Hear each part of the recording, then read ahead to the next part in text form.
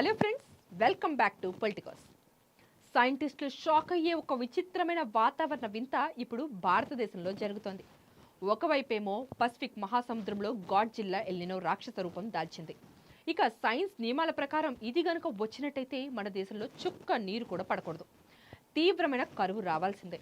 కానీ కట్ చేస్తే బయటకు వచ్చి ఒక్కసారి ఆకాశం వైపు చూడండి. దేశంలో 95% ప్రాంతాన్ని మబ్బులు కమ్మేశాయి. అనేక రాష్ట్రాల్లో కుండపోత వర్షాలు పడుతూనే ఉన్నాయి. అసలు పసిఫిక్ మహాసముద్రంలో పుట్టినటువంటి ఈ గాడ్జిల్లా మన దేశాన్ని ఏమీ చేయలేకపోతుందా, లేక ఇదంతా తుఫాను ముందు వచ్చే ప్రశాంతత? వాతావరణ శాఖ శాస్త్రవేత్తలే ముక్కును వేలేసుకుంటున్నటువంటి ఈ మిస్టరీ ఏంటో ఇప్పుడు డీటెయిల్డ్గా తెలుసుకుందాం. వచ్చేయండి. పసిఫిక్ మహాసముద్రంలో నీరు అసాధారణంగా వేడెక్కినప్పుడు దానినే ఎల్నినో అంటారు. అందులోనూ అత్యంత బలంగా ఇది తయారైనప్పుడు వాతావరణ నిపుణులు దీన్ని గాడ్జిల్లా ఎల్నినో అని పిలుస్తారు. గతంలో 1997 సంవత్సరం, అదేవిధంగా 2015లో కూడా ఇలాంటివి వచ్చినప్పుడు ప్రపంచ వ్యాప్తంగా వాతావరణం మొత్తం అతలాకుతలమైంది. ఇప్పుడు మళ్ళీ అంతకంటే భయంకరమైన ఎల్నినో రూపుదిద్దుకుంటోందని, ఇది వచ్చే ఏడాది వరకు కొనసాగుతుందని సైంటిస్టులు గట్టిగా చెబుతున్నారు. సాధారణంగా ఎల్నినో గనుక వచ్చినట్టయితే పసిఫిక్ సముద్రం మన వైపు రావాల్సిన వర్ష మేఘాలను తన వైపు లాక్కెళ్ళిపోతుంది. అంటే మన దేశంలో వర్షాలు పూర్తిగా తగ్గిపోయి కరువు తాండవిస్తుంది. కానీ ఈ వారం సీన్ పూర్తిగా రివర్స్ అయిపోయింది.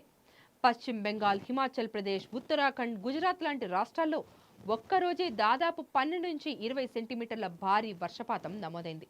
దేశమంతా కూడా మేఘాల కప్పు కిందకి వచ్చేసింది. అసలు ఎల్నినోను దాటుకొని ఈ మేఘాలు ఎలా వచ్చాయని, దీనికి ప్రధానంగా 3 కారణాలు ఉన్నాయని వాతావరణ నిపుణులు చెబుతున్నారు. ఇందులో మొదటిది, ఎల్నినో అనేది వేల కిలోమీటర్ల దూరంలో ఉన్న ఒక పెద్ద వ్యవస్థ.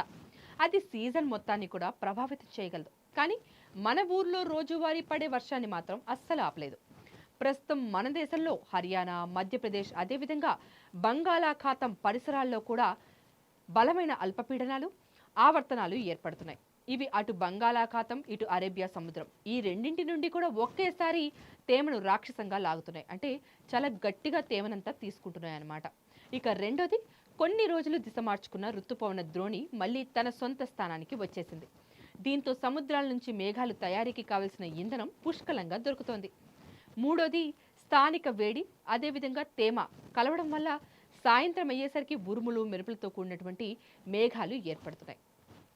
అయితే ఇక్కడే ఒక పెద్ద ట్విస్ట్ ఉంది.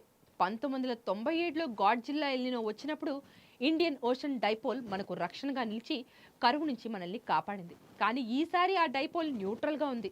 అంటే మనకేమీ సహాయం అయితే చేయట్లేదు. దీని అర్థం ఇప్పుడు పడుతున్న వర్షాలు కేవలం తాత్కాలిక స్థానిక వాతావరణ మార్పుల వల్ల మాత్రమే. ఆకాశంలో మేఘాలు ఉన్నంత మాత్రాన ఎల్నినో ముప్పు తొలగిపోయినట్టు కాదు.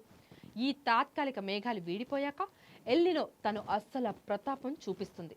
మరి ఇది ఎలా ఉంటుంది అనేది రాబోయే రోజుల్లో తేలాల్సి ఉంది. ఇంకా చూశారు కదా, వేల కిలోమీటర్ల దూరంలో సముద్రంలో జరిగే చిన్నటి మార్పు మన వాతావరణాన్ని ఎంతగా ప్రభావితం చేస్తుందో.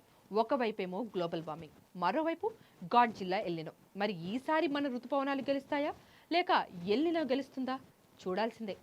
ఈ సైన్స్ అప్డేట్పై మీ అభిప్రాయాన్ని కింద కమెంట్ సెక్షన్లో మాకు తెలియచేయండి. వీడియో నచ్చితే వెంటనే లైక్ చేసి మీ ఫ్రెండ్స్ అండ్ ఫ్యామిలీకి ఖచ్చితంగా షేర్ చేయండి. ఇలాంటి ఇంట్రెస్టింగ్ అప్డేట్స్ మిస్ అవ్వకూడదంటే పొలిటికోస్ ఛానల్ను ఇప్పుడే సబ్స్క్రైబ్ చేసుకోండి. Thank you for watching.